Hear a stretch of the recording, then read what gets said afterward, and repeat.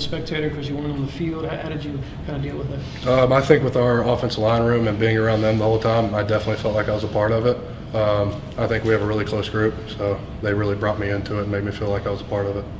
How different do you feel physically like right now compared to even back in the spring? I know you're doing some stuff, but obviously still limited. There's some strength stuff I've got to work on, of course, but I feel pretty much back to normal.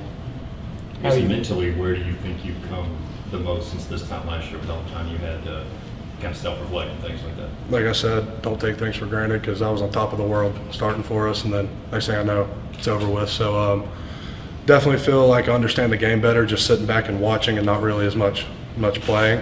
Mentally, I'm definitely a lot stronger than I was. You mentioned your teammates kind of kept you in it. What role did they play in sort of keeping your spirits up and making you feel involved? And what did that process look like from their side? A lot bigger one than they know.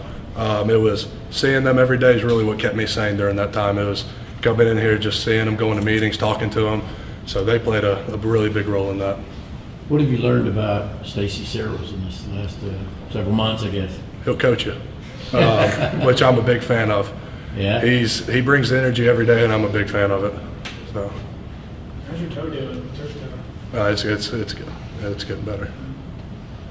How as far as picking up things, the defensive linemen doing like with stunts and stuff like that? You said what? I said, how are you doing it as far as going against defensive linemen, as far as their stunts and what they do to try to play off you? With mobility and that kind of thing. I mean, it was tough before. It's tough now. It's just the guys that go against every day. They make it tough. So, yeah, of course, it's a learning curve getting back into that and transition into it. But the more we go, the more we compete, the better it gets. A few weeks ago, we talked to Coach Monk, and he talked about how valuable you actually getting reps out there was going to be. I mean, you could only do so much mentally. How valuable do you feel like those reps you have been able to get out there with your teammates? How valuable do you feel like that's been? I think it's been very valuable, especially getting to know the guy you're playing against again. Because when you can tell a drop off when you're not playing next to somebody. Like if I'm playing next to Mims and Warren McClendon, I can definitely tell a difference in their play styles. So that's definitely different, but it's been good getting back out there and getting those reps. So like trying to block Jalen Carter? We go out there and compete every day. He definitely gets me better, and I try to get him better. But it's tough.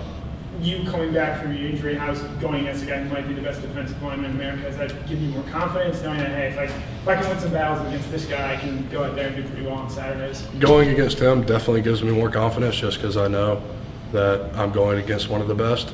He's definitely gotten me a lot better since I've been back, and he's a really good player. Standing here today, what do you know about the Oregon Ducks? We just got done with scrimmage too, so we're still got a lot of stuff to work on ourselves. We're going to get into them later in the week.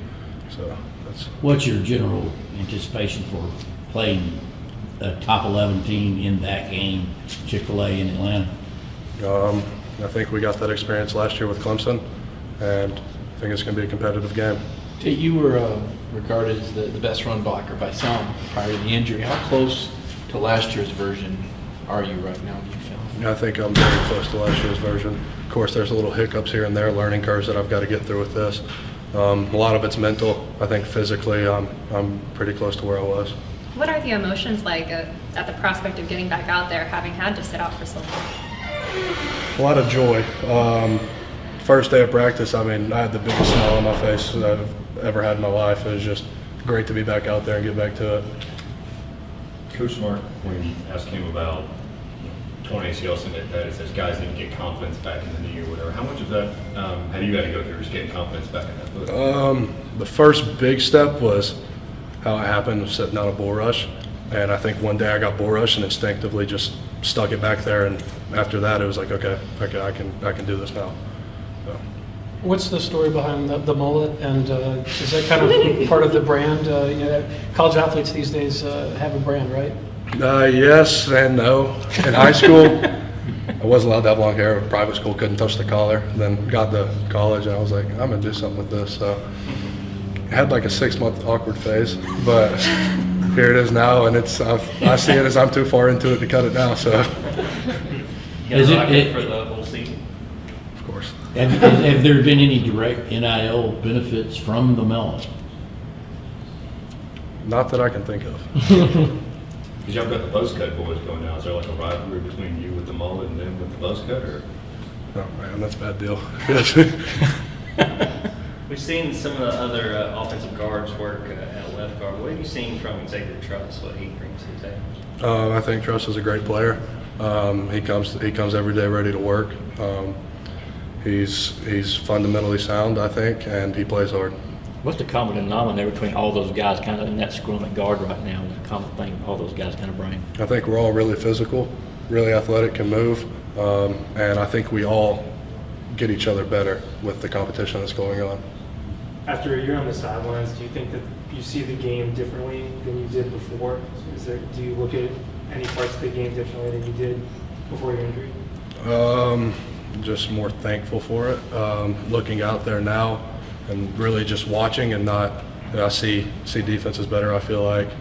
But other than that, it's really just being thankful to be back out there. Some of the other growth that you've had, you mentioned you think you're close to being back physically to where you were. How different are you as a player, though, after one full year in the program? More mentally sharp. I think I recognized things a lot better before they happen. I think old me was more just go. Now me's seeing stuff and happen and reacting to it better.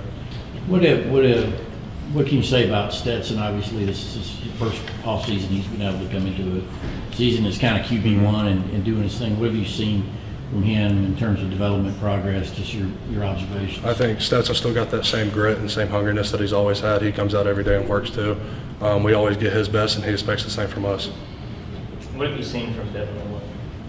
A lot of improvement. He's gotten a lot better.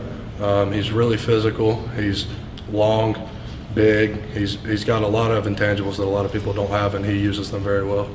Is your playing weight about the same as it was last year? Yes, it's exactly the same. 320? Around there, 318, 320. Do you think people fully appreciate what happened in those just few minutes of the Clemson game where you're injured, you're the starting right guard, you got to come out, Erickson comes in, Cedric at center, and you guys won that game, and you won every game, up until the SEC championship game. Can everybody, do you think people appreciate what happened in that moment and how y'all adjusted? I think it's always been a next man up mentality, like that's been said before, but I don't think people really see it as that. I think people are just like, oh, here goes somebody else, but I think we went in and performed, and no matter what happens, always a next man up mentality, and if your number's called, you got to go perform. We have time for 2 more questions. Can you talk a little bit about your podcast and how that venture came about? Me and Goody were just sitting at lunch one day, and he was like, I kind of want to start a podcast, and I was like, let's do it. So we talked about it and kind of got that thing started. We did the intro episode the other day, so that's really how that just came about. It was kind of just a spur of the moment thing. What's the competition level at guard done for you? I mean, just the fact that you guys have a lot of options, a lot of talented guys are at guard. It's pushed me a lot. Definitely, I try not to base my play off of other people, but you got to stay sharp. No, bad days aren't an option. I think that's for everybody. That's just the general idea in our offensive line room is no bad days. And it definitely pushes everybody to be better.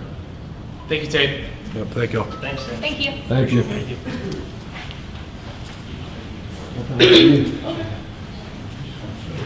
Yeah, I forgot it all.